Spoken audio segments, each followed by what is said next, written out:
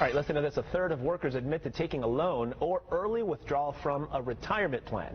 Chase Wilsey of Wilsey Asset Management joining us now with why you should probably try to avoid doing that.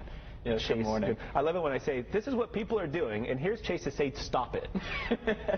Is that the gist of it? Well, educate people on why it's not the why right is thing that to do. not a good idea? Because people think, look, if I need the money and it's there, I'll take the penalty, I'll take the hit, because it's going to help me get to the next day, if you will. Yeah, so I kind of want to break down that there's two main withdrawals I want to talk about. Number one is you just take a withdrawal from the 401k because, hey, the money is there, I want to take it. The reason this is so detrimental, there's a multitude of reasons, but the main one is the taxes and penalties. I just kind of look at an example here of a married couple in their 40s. They make about $100,000 in taxable income. If you take $10,000 from your 401k, that sounds like pretty reasonable.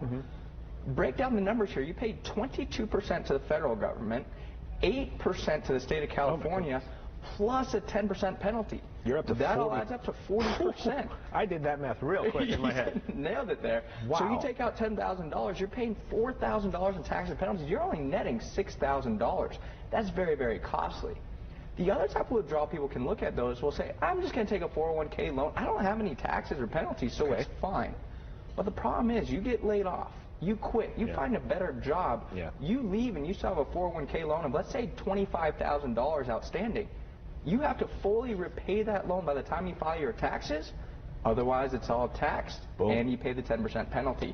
So I highly recommend against this because it can really put you in a dangerous, dangerous spot. When you hear that 40%, I mean, how many people, when you just straight up ask them like that, are you willing to pay $4,000 to borrow 10? Most people will say, well, no. No. Yeah. So, I mean, that's the big thing. And the other thing I look at, too, is just the benefit of compounding. You take that $10,000 out of your 401k. Doesn't sound like a whole lot. Let's say, again, you're 40 years old. You take $10,000 out. You earn 8% on your 401k, which is a pretty reasonable amount to earn. 25 years later, at age 65, when you're supposed to be retiring, that same $10,000 would have been worth close to $70,000.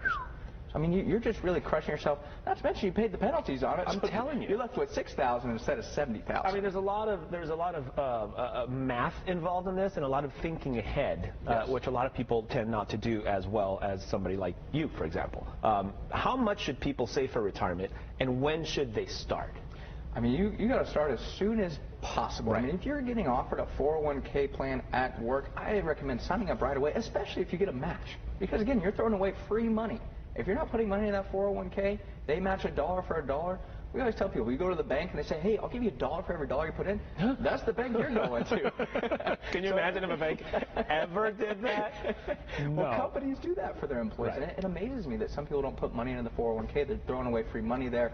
How much to save? It really depends on a person's situation. But I generally say if you're saving with the match around 10% over time, you're going to have a comfortable retirement. Okay, so you mentioned that it's not a good idea to take out of your retirement, but you also mentioned, well, some people need money now for whatever reason. So if you need money now, what are the options that I have out there if I don't do the retirement fund taking out of that? Yeah, so I would generally say I always recommend, of course, people have some cash set aside. So number one's an emergency fund. We talked about emergency fund before. Pretty important you have, I'd say, at least $5,000 in an emergency fund. Okay. But the main way, if people, I don't have any money, I need a big project, I want to do a home remodel on my house, I'll tap a 401k, don't do that again. I would say look at a HELOC, which stands for a home equity line of credit. Borrow against the house. That's the asset you're trying to improve there. We'll borrow against that. There's also something, too, called a securities line of credit. If you have a large investment portfolio, let's say, or even a few $100,000 in investment portfolio, you can borrow against that. And the rates right now could be around 2 to 3%.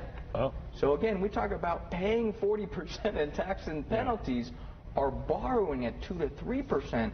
That's far more advantageous to actually pay the interest. I mean, it's a percentages game, which adds up to basically it's the price you're paying. And you want to go with the lower price for whatever the money you can borrow is. The collateral-based line of credit, did we talk about that? Did I miss that part? Or explain that. Yeah, so collateral, it just means you're using assets you have. So an unsecured line of credit would just be like a personal loan. Sometimes the interest rates on that could be like 10%. But if you use collateral, you have assets. That home equity, that's a type of collateral. Your security, so if you have investments, that's a type of collateral. So if you put something up as collateral, banks will say, well, if you don't repay, you have something to give us back, so we'll give you a better interest rate. There are options out there. You just need to do your homework. There's lots of options. You just got to make sure you're taking a look at the big picture. Right. I think a lot of times people get so focused on that one little minute detail. Oh, I have money, I better take it. Look at the big picture. That's very, very important. Chase Wilsey, great information as always. Thank you. Thank you for having me. You got it.